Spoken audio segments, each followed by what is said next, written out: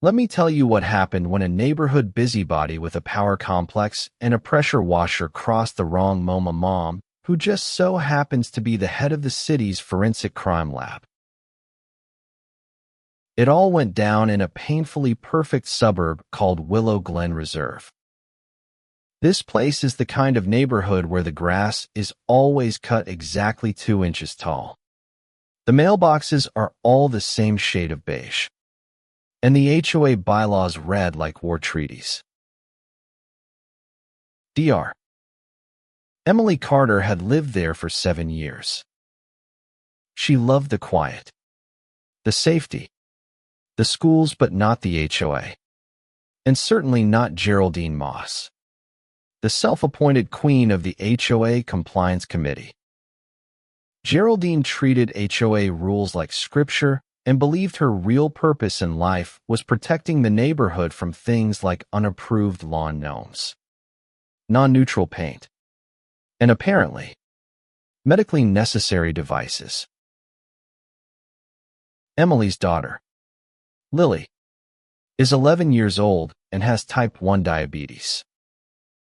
She wears a continuous glucose monitor, a small but essential device on her upper arm that syncs with an insulin pump and a small receiver she carries with her.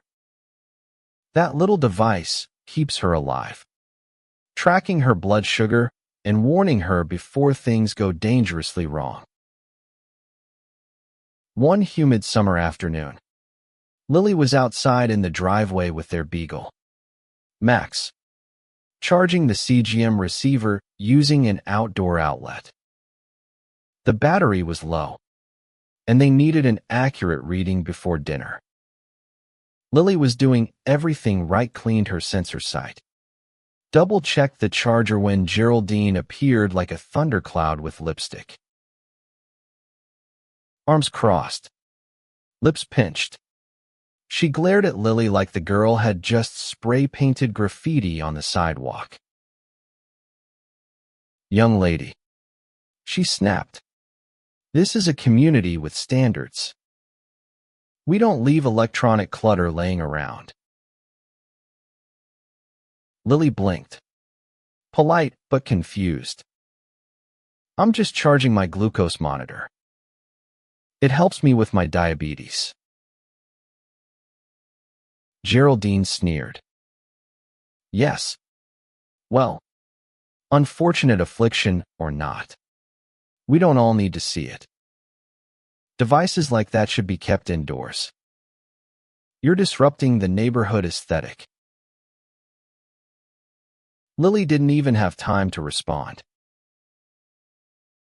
In some bizarre fit of HOA enforcing rager, maybe just a deep-rooted hatred of visible difference, Geraldine, who had been power washing her driveway, swung the industrial-grade pressure washer directly at Lily. No warning. No hesitation. The jet of water hit Lily with a sickening force, striking her arm exactly where the CGM sensor was attached. The device was instantly destroyed, popped, sparked, and literally smoked. But worse, the blast ripped through her shirt and tore into her skin, leaving a deep, bleeding wound. Lily screamed, collapsed, blood soaked through her sleeve. The monitor dangled uselessly, still dripping. Emily heard that scream from inside the house and bolted outside. She found her daughter crumpled on the concrete, shaking and sobbing, her tiny arm bleeding badly.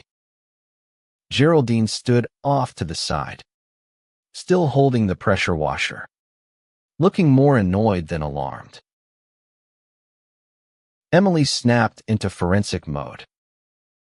She grabbed a clean towel, applied pressure, called 911, and started cataloging every detail around her. Paint flecks, oil residue, spray angles, all while comforting her injured, terrified daughter. The paramedics arrived and confirmed the injury was serious. High-pressure injection wounds are dangerous. They can drive bacteria, chemicals, even oil deep under the skin. Lily needed immediate ER care, stitches, antibiotics, and maybe long-term nerve repair. And her $3,000 glucose monitoring system ruined. At the hospital, Emily stayed composed, but her mind raced. That pressure washer, the damage, the angle, the specific nozzle type. She knew exactly how to prove what had happened. And here's the kicker. Geraldine tried to spin the story. She told the police that Lily ran into the spray, that she barely got wet, that Emily was exaggerating because she couldn't take criticism. Big mistake. Emily might be a mom first, but she's also a scientist. A very good one. Working with a trusted detective, she documented everything, took samples, collected the broken device, photographed the wound, and even tested Geraldine's pressure washer when the police impounded it. Her forensic team ran paint analysis, chemical residue testing, even fluid dynamics modeling.